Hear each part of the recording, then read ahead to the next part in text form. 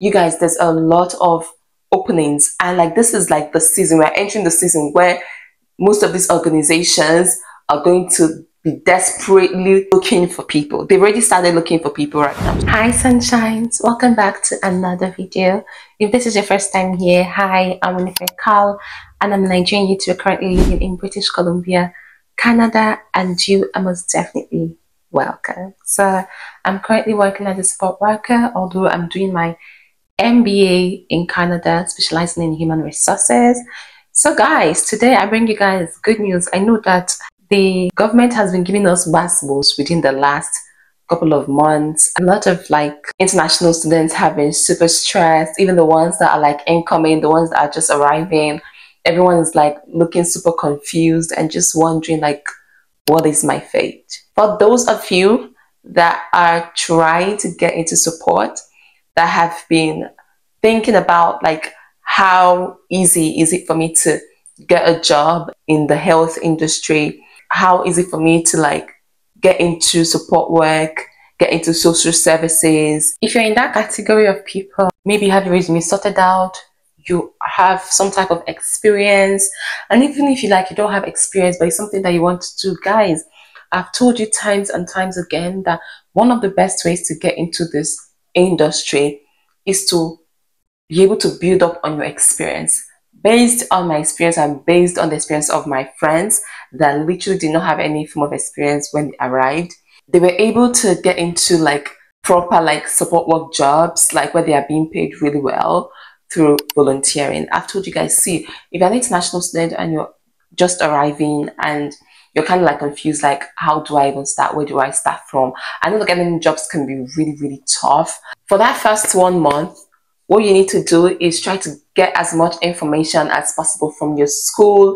Ensure that you go to church. If you're a Christian, make sure that you join a church. It is so important to have like a fellowship. Trust me, a lot of the struggles that you're going to be going through, your church can literally ease off that stress. It can literally help you. You can even find jobs through your church members. So make sure that you join a church.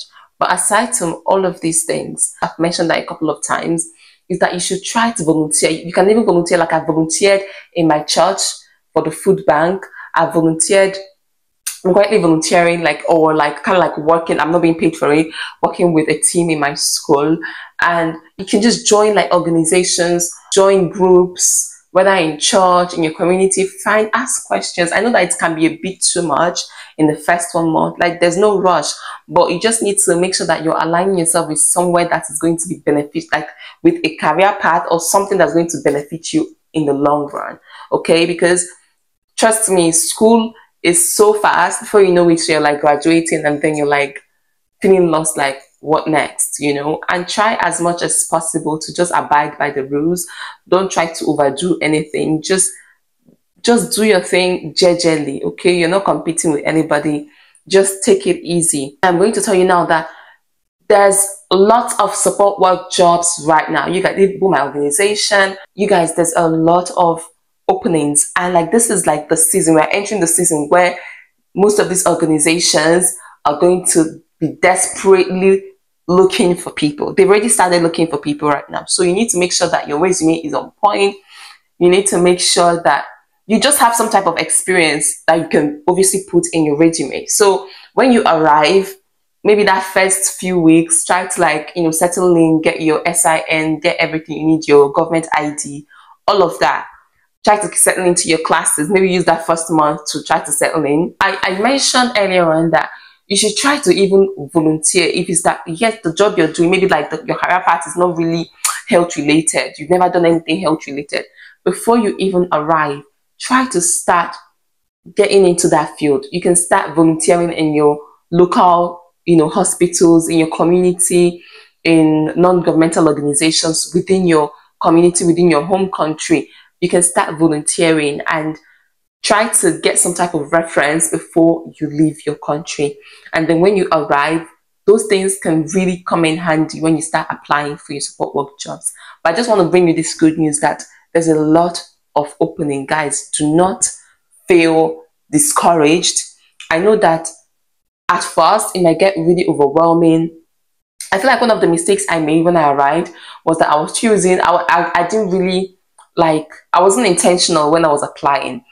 Make sure that whatever company you're applying to, see, in as much as it's support work industry, but like what they need might be different.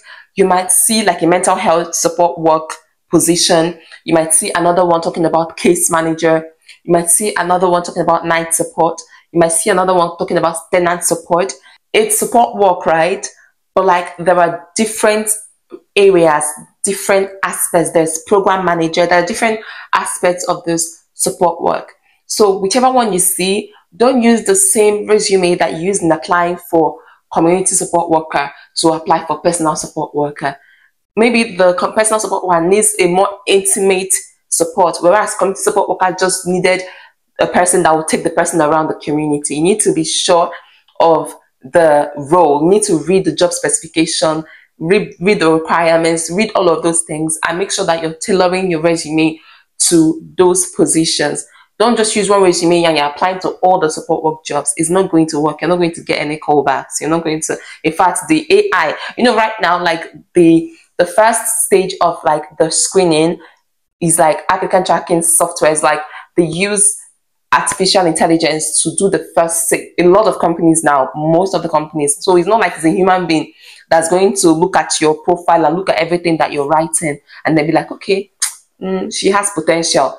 No. So if you don't tailor your resume to those particular like skills, those particular requirements that they have stipulated, like they have literally stated in the job posting, the AI is going to scrap out your resume. Like nobody's even going to see it. So make sure that you're looking at all those things when you're putting together your resume so that you don't like get scrapped. And then when you get to the point where I don't know why I didn't know what that meant when I first arrived, where they'll be like, do you need accommodations? They are not asking you if you need a house to live in. They're asking you if you need accommodations. Maybe you have some type of disability and you need some accommodations like an accessibility for you to be able to perform your job well and all of that.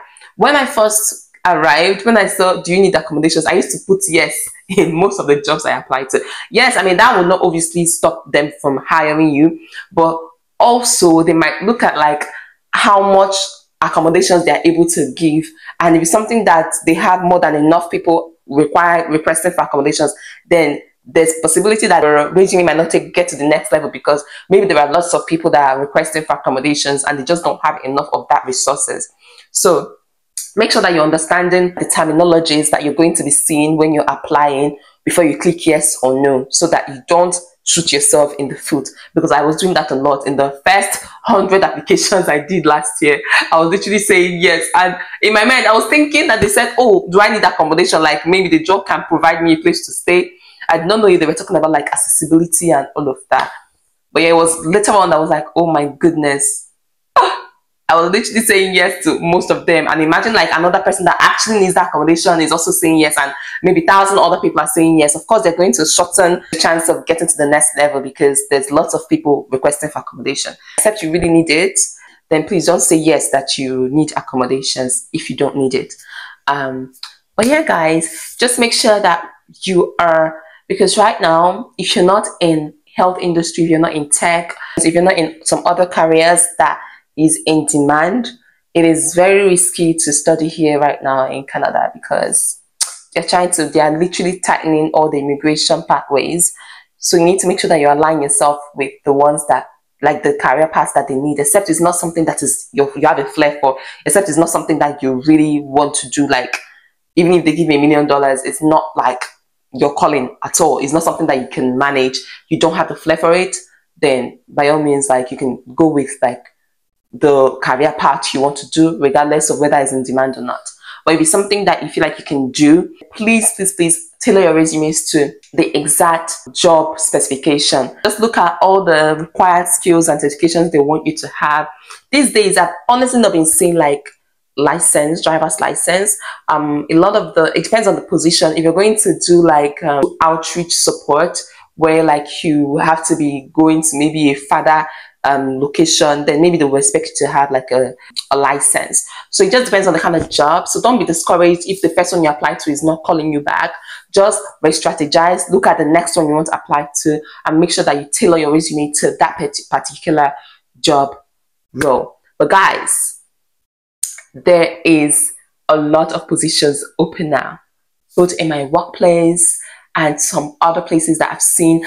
And if you need a place where you can quickly do like a volunteer, like maybe for like a couple of months, yes, while you're volunteering, right, since you're not being paid, you can still try to get something on the side. But this volunteering is for you to be able to get into the support work field. But yeah, and a lot of organizations, they like to hire within. So if you're already volunteering in an organization, there's possibility for you to be able to get into that organization like as a proper staff. So if you need like me to like share with you organizations that are getting like volunteers that you can, like I've seen one of my friends volunteer in. If you need me to, you know, give you guys a list of organizations where you can volunteer in, let me know in the comment section. And if you guys want me to tell you an organization that is hiring urgently, guys, make sure that you get this video to 1,000 likes. I have like premium information. If you guys want more details on like the organizations that are hiring and how to also get into the organizations that you can volunteer in while trying to, you know, get a proper position in that organization, let me know in the comment section. You guys should give this video a thumbs up. The more thumbs up I'm seeing, the more encouraged I'll be to come back and spill the tea. Okay, thank you guys so much for watching. But trust me, like during this period, especially when it's getting to like fall, when it's getting cold, fall, winter, there's lots of opportunities in the support work industry. Lots and lots of opportunities. In fact, they're the ones that will be rushing you. So make sure that you're getting all those certifications that I mentioned. If you guys want me to mention it again, if you guys need me to talk about the certifications again, let me know in the comment section. Like, make sure that you're getting those certifications. Make sure that you're tailoring your resume to the particular jobs that you're applying to. Don't use one resume to apply to all the jobs because it's not going to work. Make sure that you're asking questions and you're aligning yourself to that industry. And trust me, in no time, you'll get invited for an interview and you get your job. Okay? Thank you so much for watching. I'll talk to you guys in the next one.